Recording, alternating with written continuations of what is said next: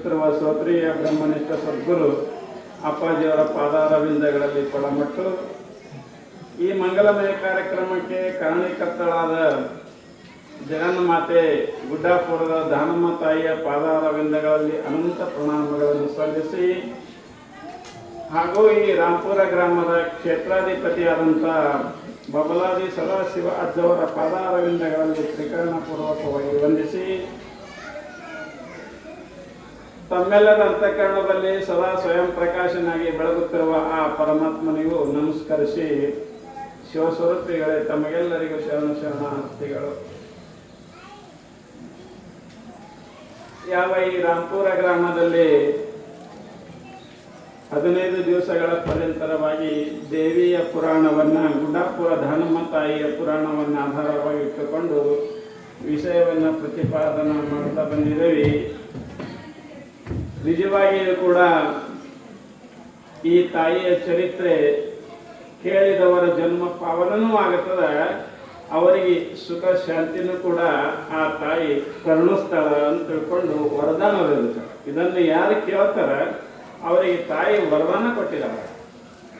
ಹಂಗ ಇಲ್ಲಿ ನಿನ್ನಿನ ದಿವಸ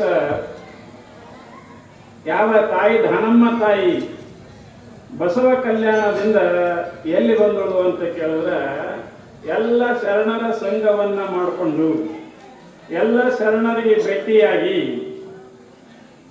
ಆಕೆ ಎಲ್ಲರಿಂದ ಹೌದು ಹೌದು ಅಂತ ಅನಿಸಿಕೊಂಡು ದಾನಸುವ ದಾನಮ್ಮ ಅಂತ ಬಿರುದು ಪಡ್ಕೊಂಡು ಇಲ್ಲಿ ತಾಯಿ ಏನು ಮಾಡಿದಾಳೆ, ಮನೆಗೆ ಬಂದಿದ್ದಾಳೆ. ನಿನ್ನಿನ ದಿವಸ ತಾಯಿ ಏನು ಮಾಡಿದಳು, ಬಿರುದನ್ನ ಪಡೆದುಕೊಂಡು ತಾಯಿ ನೀನು ದಾನಸೂರ ದಾನಮ್ಮಳಾಗಿ ಪ್ರಖ್ಯಾತವಾಗು ಅಂತ ತಿಳ್ಕೊಂಡು ನಿನ್ನ ಪ್ರಭುದೇವರ ಆಶೀರ್ವಾದ ಮಾಡಿ ತಾಯಿಯನ್ನ ಬೀಳ್ಕೊಟ್ಟಿದ್ದಾರೆ. ಇಲ್ಲಿ ತಾಯಿ ಏನು ಮಾಡಿದಳು, ನಿನ್ನಿನ ದಿವಸ ಎಲ್ಲರ ವಿಜೃಂಭಣೆಯಿಂದ ಸ್ವಾಗತ ಮಾಡ್ಕೋತ ಉಮ್ರಾಣಿ ಗ್ರಾಮದವರು ಈರಯ್ಯ ಸ್ವಾಮಿಗಳು ಅವರ ತಂದೆ ತಾಯಿಗಳು ಎಲ್ಲ ಉಮ್ರಾಣಿ ಗ್ರಾಮದ ಸದ್ಭಕ್ತರು ಕೂಡಿ ಆ ತಾಯಿಯನ್ನ ಸ್ವಾಗತ ಮಾಡಿದ್ದಾರೆ. ಇನ್ನ ಎಲ್ಲ ತಾಯಿ ಮನೆಗೆ ಬಂದಳು, ಎಲ್ಲರಿಗೂ ಸಂತೋಷ ಆಯ್ತು, ತಂದೆ ತಾಯಿಗಳಿಗೂ ಸಂತೋಷ ಆಯ್ತು, ಉಮ್ರಾಣಿಯವರಿಗೂ ಸಂತೋಷ ಆಯ್ತು, ನಮ್ಮ ಮಗಳು ಮನೆಗೆ ಬಂದಳು ಅಂತ ತಿಳ್ಕೊಂಡು. ಆದರೆ ಸಾಮಾನ್ಯವಾಗಿ ಮನೆಗೆ ಬಂದರೂ ಕೂಡ ಒಳಗೆ ತಾಯಿಗೆ ಒಂದು ಸ್ವಲ್ಪ ಇದಿತ್ತು, ನನ್ನ ಮಗಳ ಮದುವೆ ಒಂದು ಮಾಡಬೇಕಲ್ಲ ಅಂತ. ಸಾಮಾನ್ಯವಾಗಿ ಹೆಣ್ಣೆತ್ತವರಿಗೆ ಒಂದು ಸ್ವಲ್ಪ ಕಷ್ಟ ಇರ್ತದೆ, ಒಳಗೆ ಮಗಳನ್ನು ಮದುವೆ ಮಾಡಬೇಕು ಅಂತ ತಿಳ್ಕೊಂಡು. ಆವಾಗ ತಾಯಿ ಸರಸಮ್ಮ ವಿಚಾರ ಮಾಡ್ತಾ ಇದ್ದಾಳ, ಗಂಡನೇ ಕೇಳ್ತಾಳೆ, ಹೆಂಗ್ರಿ ಮತ್ತು ನಮ್ಮ ಮಗಳು ಮದುವೆ ಮಾಡಬೇಕಲ್ಲ ಹೆಂಗ ಅಂತ ಕೇಳ್ತಾ ಇದ್ದಾಳೆ. ಆ ಸಮಯದಲ್ಲಿ ಅನಂತರಾಯ ಹೇಳ್ತಾನ, ಸರಸಮ್ಮ ನಿನಗೊಂದು ಮಾತು ಹೇಳಿ ಹಿಂದೆ ಹೇಳಿದ್ದಳಲ್ಲ ಅವನೇ ಹೇಳ ಸ್ವತಃ, ನಾನು ನರಮಾನವರನ್ನ ಮದುವೆ ಆಗುವುದಿಲ್ಲ, ಈ ಸಾವು ಕೇಡರನ್ನ ಗಂಡರನ್ನ ಒಲೆಯೊಳಗಿಕ್ಕು ಅಂದಂಗ ಇವರನ್ನ ಮದುವೆ ಆಗುವುದಿಲ್ಲ, ನಾನು ಮದುವೆ ಆದರೆ ಪರಮಾತ್ಮ ಶಂಕರನನ್ನೇ ಮದುವೆ ಆಗ್ತೀನಿ ಅಂತ ಹೇಳಿದಾಳೆ. ಈಗ ನಾವು ಹ್ಯಾಂಗ್ ಹುಡುಕಾಡೋದವ್ರಿಗೆ, ಯಾಕ ಪರಮಾತ್ಮನನ್ನು ಮದುವೆ ಮಾಡಿಕೊಳ್ಬೇಕಾದ್ರೆ ಪರಮಾತ್ಮನನ್ನೇ ತರಬೇಕಾಗ್ತದ. ಅದಕ್ಕೆ ಹೆಂಗ ಮಾಡೋದು ಅಂತೇಳಿ ವಿಚಾರ ಮಾಡೋದ್ರಾಗ ವೀರಯ್ಯ ಸ್ವಾಮಿಗಳಿಗೆ ಕರೆಸ್ತಾ ಇದ್ದಾರೆ. ಕರೆಸಿ ಅವರಿಗೂ ಕೂಡ ಕೇಳ್ತಾ ಇದ್ದಾರೆ, ಹ್ಯಾಂಗ್ರಿ ಗುರುಗಳ ಹ್ಯಾಂಗ ಮಾಡೋದು ಅಂತ ತಿಳ್ಕೊಂಡ. ಆವಾಗ ವೀರಯ್ಯ ಸ್ವಾಮಿಗಳೇನು ಹೇಳ್ತಾ ಇದ್ದಾರೆ, ಅಕ್ಕ ಹೇಳ ಬರೋಬರಿ, ಯಾರು ದಾನಮ್ಮ ತಾಯಿ ಏನ್ ಹೇಳಿದಾಳ, ನಾನು ಶಂಕರನ ಜೊತೆಗೆ ಮದುವೆ ಆಗ್ತೀನಿ, ಸೋಮಲಿಂಗನ ಜೊತೆಗೆ ಮದುವೆ ಆಗ್ತೀನಿ ಅಂತ ಹೇಳಿದಾಳ. ಆ ಹೇಳಿದಂತೆ ಆ ಸೋಮಲಿಂಗನು ಇಲ್ಲಿ ಶರೀರ ತೊಟ್ಟು ಬಂದಿದ್ದಾರೆ. ಯಾವ ಸಂಕತೀರ್ಥದಲ್ಲಿ ಸೋಮಲಿಂಗ ವಾಸ ಮಾಡಿದಾನ, ಅವತಾರಿ ಪುರುಷದನ, ಅವ ಪವಾಡ ಪುರುಷದನ, ಅನಂತ ಜಗತ್ ಕಲ್ಯಾಣ ಕಾರ್ಯಗಳನ್ನ ಮಾಡಿದನ. ಹ್ಯಾಂಗ ನಮ್ಮಲ್ಲಿ ತಾಯಿ ದಾನಮ್ಮ ತಾಯಿ ಹ್ಯಾಂಗ ಪವಾಡ ಮಾಡ್ಯಾಳ, ಹಂಗ ಅವರು ಕೂಡ ಪವಾಡ ಮಾಡ್ಕೋತ ಇಲ್ಲೇ ತಿರುಗಾಡಕತ್ತಿದ್ದಾರೆ. ಅವರನ್ನೇ ನಾವು ಕರ್ಕೊಂಡು ಬಂದು ಮದುವೆ ಮಾಡೋಣ ಅಂತ ವಿಚಾರ ಮಾಡ್ತಾರೆ. ಯಾರೇ ಇಬ್ಬರು ಎಲ್ಲರೂ ಇಷ್ಟು ವಿಚಾರ ಮಾಡೋದ ಬಳಿಕ ಮುಂದೆ ಆಯ್ತು ಅವರಿಗೆ ನಿಶ್ಚಯ ಮಾಡೋದು ಅಂತ ತಿಳ್ಕೊಂಡು ಎಲ್ಲ ಬಳಿಕ ಈ ಕಡೆ ತಾಯಿ ಏನು ಮಾಡ್ತಾಳ, ದಾನಮ್ಮ ತಾಯಿ ನಿನ್ನಿನ ದಿವಸ ರಾತ್ರಿ ಕಲ್ಯಾಣದಿಂದ ಬಂದು ರಾತ್ರಿ ಮನ್ಯಾಗ ಮಕ್ಕೊಂಡಾಗ ಆಕಿ ವಿಚಾರ ಮಾಡ್ತಾಳ, ನಾಳೆ ನನ್ನ ಮದುವೆದ, ಈ ಮದುವೆಗೆಲ್ಲ ಖರ್ಚು ಹೆಂಗೆ ಮಾಡೋದು ಅಂತ ತಿಳ್ಕೊಂಡು ವಿಚಾರ ಮಾಡಿ ತಂದೆ ತಾಯಿಗಳು ಕೇಳಿದಾಗ ತಂದೆ ತಾಯಿಗಳು ಹೇಳ್ತಾರೆ, ನಾನು ಆ ಖರ್ಚವನ್ನು ನೀವು ಏನು ಮಾಡಬೇಡ್ರಿ, ನಾ ಎಲ್ಲ ವ್ಯವಸ್ಥೆ ಮಾಡ್ತೀನಿ ಅಂತ ತಾಯಿ ಅಂದಿರ್ತಾವ. ಇನ್ನು ಏನು ಮಾಡಬೇಕು ಅಂತ ತಿಳ್ಕೊಂಡು ತಾಯಿ ಏನು ಮಾಡ್ತಾ ಇದ್ದಾಳ, ಯಾವ ಆ ಉಮರಾಣಿ ಗ್ರಾಮದ, ಸಂಕತೀರ್ಥ ಗ್ರಾಮದ, ಗುಡ್ಡಾಪುರ ಗ್ರಾಮದ ಆ ಸಂಸ್ಥಾ ಏನದ ಅದು ಜತ್ತ ಮಹಾರಾಜರ ಸಂಸ್ಥಾ ಇರ್ತದೆ. ಅವು ಎಲ್ಲ 3-4 ಏನು ಊರುಗಳವಲ್ಲ, ಗುಡ್ಡಾಪುರ, ಸಂಕತೀರ್ಥ, ಉಮರಾಣಿ ಇವೇನು ಗ್ರಾಮಗಳವಲ್ಲ, ಈ ಎಲ್ಲ ಗ್ರಾಮಗಳಿಗೆ ಯಾರ ಅಧಿಕಾರ ಇರ್ತದ? ಜತ್ತ ಸಂಸ್ಥಾನದ ಅಧಿಕಾರ. ಈಗ ಹೆಂಗೆ ನಿಮ್ಮ ತಿಕ್ಕೋಟಕದಲ್ಲ, ಇಲ್ಲಿದೆಲ್ಲ ಗ್ರಾಮೀಣ. ಹಂಗ ಇಲ್ಲೇನಿರ್ತದ, ಆ ಜತ್ತ ಸಂಸ್ಥಾನದ ದೊರೆ ವಿಶೋಭಾ ಅಂತ ಇರ್ತಾರ. ಆ ದೊರೆ ಕನಸ್ನಾಗ ಹೋಗ್ತಾಳ ತಾಯಿ. ಆ ದೊರೆಯ ಕನಸ್ನಾಗ ರಾತ್ರಿ ಹೋಗಿ ಧನಮ್ಮ ತಾಯಿ ಪ್ರತ್ಯಕ್ಷಳಾಗಿ ಆ ತಾಯಿ ದೊರೆಗೆ ಹೇಳ್ತಾ ಇದ್ದಾಳ, ಏ ವಿಶೋಭಾ, ನಾನು ಪಾರ್ವತಿ ಇದ್ದೀನಿ, ನಾನು ನಿನಗ ಕನಸ್ನಾಗ ನಿನಗೆ ಬಂದೀನಿ, ನಾನು ಸ್ವಲ್ಪ ವಿಷಯ ಹೇಳ್ತೀನಿ ಅಂತ ಎಬ್ಬಿಸ್ತಾ ಇದ್ದಾಳ. ಎಬ್ಬಿಸಿ ಏನಂತಾಳ, ನಾವು ಲೋಕ ಕಲ್ಯಾಣ ಮಾಡುವ ಸಲುವಾಗಿ ಪಾರ್ವತಿ ಮತ್ತು ಪರಮೇಶ್ವರರಾಗಿ, ನಾವು ಪಾರ್ವತಿ ಪರಮೇಶ್ವರರೇ ಅವತಾರ ಶರೀರವನ್ನು ತೊಟ್ಟು ಉದ್ಧಾರ ಮಾಡುವ ಸಲುವಾಗಿ ಬಂದಿದ್ದೇವೆ. ಅದಕ್ಕೆ ನಾನು ಉಮ್ರಾಣಿ ಒಳಗೆ ಹುಟ್ಟಿದ್ದೀನಿ. ನನ್ನ ಪತಿ ಪರಮೇಶ್ವರ ಸಂಕತೀರ್ಥದಲ್ಲಿ ಹುಟ್ಟಿದನ. ಈಗ ನಮ್ಮಿಬ್ಬರ ಮದುವೆ ಅದ ನಾಳೆ. ಅದಕ್ಕೆ ನೀ ಏನು ಮಾಡು, ನಾಳೆ ಮದುವೆಗೆ ಏನೇನು ಖರ್ಚು ಬರ್ತದೆ ಎಲ್ಲ ಖರ್ಚವನ್ನ ನೀನೇ ಮಾಡಬೇಕು ಅಂತ ಹೇಳ್ತಾ ಇದ್ದಾರೆ ಕನಸ್ನಾಗ. ಅವರ ಬಟ್ಟೆ ಬರೆ ಮಾಡಿಕೊಂಡು ಎಲ್ಲ ಖರ್ಚವನ್ನ, ಊಟ ಉಪಚಾರ ಖರ್ಚವನ್ನ ಎಲ್ಲ ನೀನೇ ತಗೋಬೇಕು, ನೀನೇ ಮಾಡಬೇಕು. ನಾಳಿನ ದಿವಸ ಎಲ್ಲದ ಮದುವೆ ಅಂದ್ರೆ ಸಂಕತೀರ್ಥದೊಳಗದ. ಅದಕ್ಕೆ ನೀನು ಎಲ್ಲ ಮಾಡಬೇಕು ನೋಡು ಅಂತ ತಿಳ್ಕೊಂಡು ಕನಸ್ನಾಗ ಆ ದೊರೆಗೆ ಹೇಳ್ತಾ ಇದ್ದಾಳ ಧನಮ್ಮ ತಾಯಿ. ಆವಾಗ ದೊರೆಗೆ ಬಹಳ ಸಂತೋಷ ಆಗ್ತದ. ತಾಯಿ, ಯಾಕಂದ್ರೆ ಅವ್ನ ತಾಯಿಗೆ ಬಹಳ ನೋಡ್ಕೋತಾ ಇರ್ತಾನ್ರಿ ರಾಜ. ಅವ ಅಂತಾನ, ಯವ್ವ ನೀ ಹೇಳಿದಿ ಆಗ್ಲಿ ತಾಯಿ, ನಿನ್ನ ಸೇವೆಯ ಮಾಡುವ ಭಾಗ್ಯ ನನಗೆ ಸಿಕ್ಕಿತು. ಯಾವಾಗ ಎಷ್ಟೇ ಖರ್ಚು ಬರಲಿ, ನಾ ಏನೇ ಖರ್ಚು ಬಂದರೂ ಕೂಡ ಎಲ್ಲ ಖರ್ಚವನ್ನ ಮಾಡ್ತೀನಿ ಅಂದಾಗ ತಾಯಿ ಅಂತಳ, ನಂದು ಒಂದೇ ಮನೆ ಇಲ್ಲಪ್ಪ, ಇದರೊಳಗೆ 555 ಸಾಮೂಹಿಕ ವಿವಾಹ. ನಂದು ಒಬ್ಬಕ್ಕಿಗೆ ಮದುವೆ ಇಲ್ಲ, ಈ ಮದುವೆ ಜೊತೆಗೆ 555 ಸಾಮೂಹಿಕ ವಿವಾಹ ಅದ. ಅವುಗಳ ಎಲ್ಲ ಖರ್ಚು ಕೂಡ ನೀನೇ ಮಾಡಬೇಕು. ಯಾಕೆ ಕೆಲವರು ಬಡವರು ಇರ್ತಾರೆ, ಕೆಲವರು ಅದಕ್ಕೆ ಎಲ್ಲ ಖರ್ಚವನ್ನು ನೀನೇ ಮಾಡಬೇಕು ಅಂತಂದಾಗ, ಆಗಲಿ ತಾಯಿ ಏನೇ ಇರಲಿ ಎಲ್ಲ ಖರ್ಚು ನಾನೇ ಮಾಡ್ತೀನಿ. ನನ್ನ ರಾಜ್ಯ ಬೊಕ್ಕಸದಿಂದ ಹಣವನ್ನ ನೀರಿನಂತೆ ಸುರುವಿ ನಾನು ಇದನ್ನ ಮಾಡ್ತೀನಿ ತಾಯಿ ಅಂತ ತಿಳ್ಕೊಂಡು ಆ ತಾಯಿಯ ಪಾದವನ್ನು ಮುಟ್ಟಿ ಪ್ರಮಾಣ ಮಾಡ್ತಾ ಇದ್ದಾನೆ ಇಲ್ಲಿ ಕನಸಿನಲ್ಲಿ. ಆ ಸಮಯದಲ್ಲಿ ಏನಾಗ್ತದ, ತಾಯಿ ಆಗಲಿ ಮಗ ನಿನ್ನ ಕಲ್ಯಾಣ ಆಗಲಿ ಅಂತ ತಿಳ್ಕೊಂಡು ತಾಯಿ ಕನಸಿನಿಂದ ಹೋಗ್ತಾ ಇದ್ದಾಳ. ಈ ದೊರೆಗೆ ಮುಂಜಾನೆ ಎಚ್ಚರ ಆಗ್ತದೆ. ಬೆಳಗ್ಗೆ ಎಚ್ಚರ ಆದ ಕೂಡಲೇ ದೊರೆ ನೋಡ್ತಾನ. ಎದ್ದ ಕೂಡಲೇ ಅವನಿಗೆ ಕನಸು ಬಿದ್ದಿದ್ದು ಗೊತ್ತಾಗ್ತದ ರಾಜನಿಗೆ.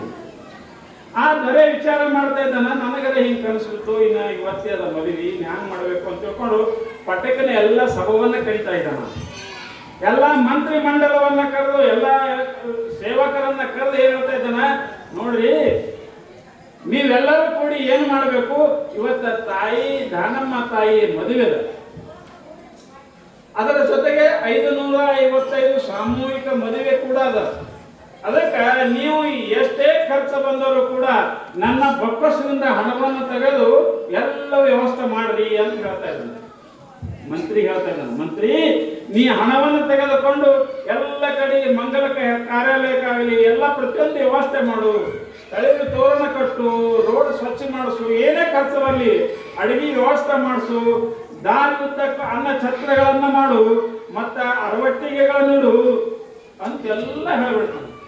ಆ ಸಮಯದಲ್ಲಿ ಆಗಲಿ ಮಹಾರಾಜರೇ, ತಾವು ಹೇಳಿದಂತೆ ಮಾಡ್ತೀನಿ ಅಂತ ತಿಳ್ಕೊಂಡು ಹೇಳಿದಾಗ ಆ ಸಮಯದಲ್ಲಿ ಏನು ಮಾಡ್ತಾ ಇದ್ದಾನ, ಎಲ್ಲ ಕಡೆ ದಾರಿ ಉದ್ದಕ್ಕೂ ಅನ್ನ ಛತ್ರಗಳನ್ನು ಇಡ್ತಾ ಇದ್ದಾರೆ. ಬಂದವರು ಊಟ ಮಾಡಲಿ ಅಂತ ತಿಳ್ಕೊಂಡು ಅರವಟ್ಟಿಗೆ ಇರ್ತಾರೆ. ಸಂಕ ತೀರ್ಥದಲ್ಲಿ ಎಲ್ಲ ನಿರ್ಮಿಸಿ ತಯಾರು ಮಾಡ್ತಾರೆ.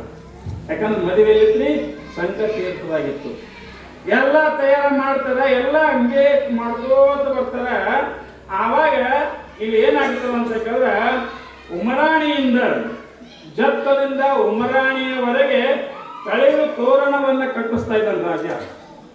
ಯಾಕಂದ್ರೆ ರಾಜನೇ ಅಂತ ನೋಡ್ರಿ, ತನ್ನ ಊರಿನಿಂದ ಉಮರಾಣಿಯವರೆಗೆ ಎಲ್ಲವನ್ನ ಸ್ವಚ್ಛ ಮಾಡಿ ತಳಿರು ತೋರಣವನ್ನು ಕಟ್ತಾ ಇದ್ದಾನ.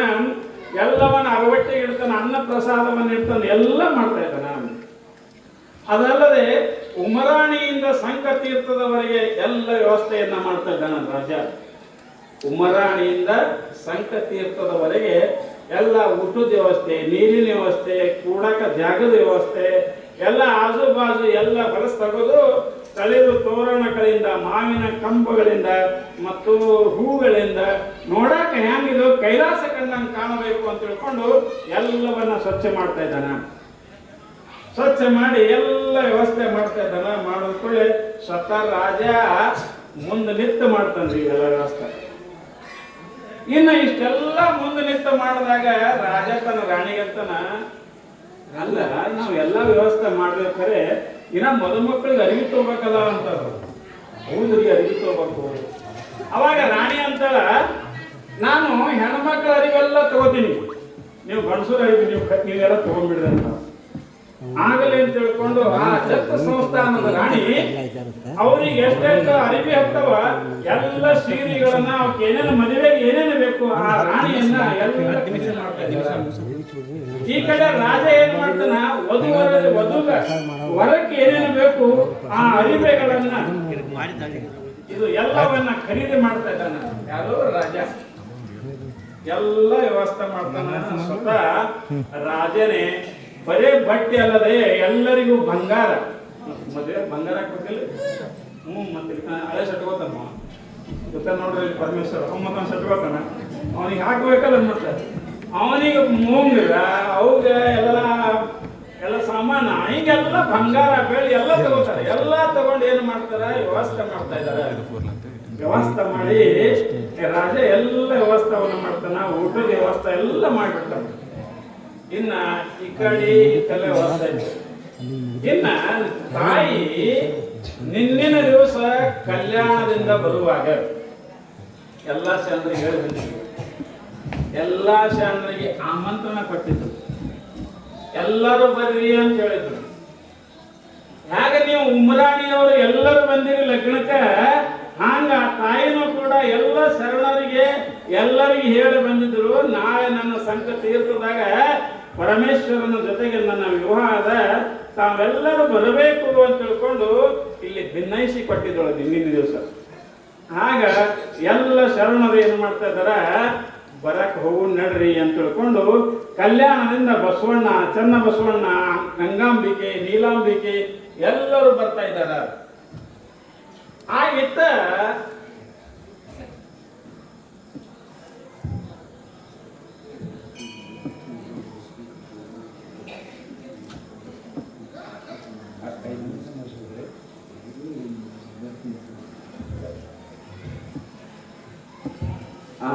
ಎಲ್ಲ ವ್ಯವಸ್ಥೆ ಮಾಡ್ಕೋತ ಬರ್ತಾರ. ಎಲ್ಲರೂ ಬರ್ತಾರ. ಬಂದ ಕೂಡಲೇ ಎಲ್ಲ ವ್ಯವಸ್ಥೆಯನ್ನ ಮಾಡಿರ್ತಾರ. ಮಾಡಿದ ಕೂಡಲೇ ಮುಂದ ಇಲ್ಲಿ ನೀವು ಹ್ಯಾಂಗ ಅಕ್ಷತ ಹಾಕದರಿ ಹಂಗ ಎಲ್ಲ ಅಕ್ಷತವನ್ನ ಹಾಕತ್ತಾ ಇದ್ದಾರೆ. ಹಾಕಿ ಎಲ್ಲರೂ ಶರಣರು ಒಟ್ಟು ಮಂದಿ ಬರ್ತಾ ಇದ್ದಾರೆ. ಎಲ್ಲ ಶರಣರು ಬರ್ತಾರ. ಬಂದ ಕೂಡಲೇ ಈ ಕಡೆ ಬಸವಣ್ಣ ಬರ್ತಾನ, ಶಿವಪುರದಿಂದ ಬರ್ತಾರ. ಎಲ್ಲ ಶರಣರು ಬಂದ ಕೂಡಲೇ ಎಲ್ಲರೂ ಏನ್ ಮಾಡ್ತಾ ಇದಾರ, ನಿಲ್ತಾ ಇದ್ದಾರ. ನಿಂತ ಕೂಡಲೇ ಎಲ್ಲರಿಗೆ ಅಕ್ಷತ ಕೊಡ್ತಾ ಇದ್ದಾರ.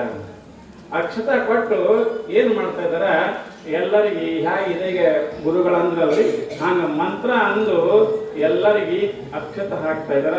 ಹಾಕಿ ಅದಾದ ನಂತರ ಎಲ್ಲ ಮದುವೆ ಆದ ನಂತರ ಹಿಂದೆಗಡೆ ಏನ್ ಮಾಡ್ತಾ ಇದಾರೆ, ಎಲ್ಲರೂ ಊಟ ಮಾಡ್ಕೊಂಡು ಎಲ್ಲರೂ ತಮ್ಮ ತಮ್ಮ ಮನೆಗೆ ಹೋಗುತ್ತಾ ಇದ್ದಾರೆ. ಇದು ಪರಮೇಶ್ವರನ ಪಾರ್ವತಿ ಎಲ್ಲೈತ್ರಿ, ಸಂಕ ತೀರ್ಥದಲ್ಲಿ ಆಯ್ತು.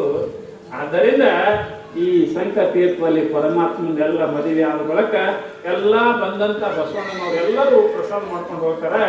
ಈ ಕಡೆ ಎಲ್ಲರೂ ಹೋದ ಬಳಿಕ ಈಕೆ ತಾಯಿನೂ ಕೂಡ ಇವರು ಎಲ್ಲ ಪ್ರಸಾದ ಮಾಡಿಕೊಂಡು ಎಲ್ಲರೂ ಎಲ್ಲಿ ಹೋಗ್ತಾರೆ ಅಂತ ಕೇಳಿದ್ರೆ ಮರಳಿ ಉಮ್ರಾಣಿಗೆ ಹೋಗ್ತಾ ಇದ್ದಾರೆ. ಸಾಮಾನ್ಯವಾಗಿ ಏನು ಆದ್ದರಿಂದ ಎಲ್ಲರೂ ಉಮ್ರಾಣಿಗೆ ಯಾರು ವೀರಯ್ಯ ಮತ್ತು ಇವರ ಪಾರ್ವತಿಯ ತಂದೆ ತಾಯಿಗಳು ಮತ್ತ ಸೋಮನಾಥ ಎಲ್ಲರೂ ಕೂಡ ಏನ್ ಮಾಡ್ತಾ ಇದ್ದಾರೆ, ಇವರು ಉಮ್ರಾಣಿಗೆ ಬರ್ತಾ ಇದ್ದಾರೆ.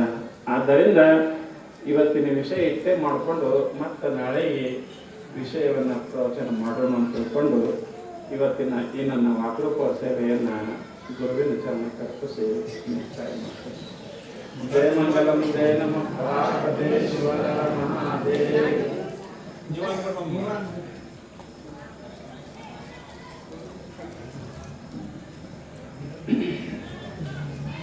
जय मंगलम नित्य शुभ मंगलम।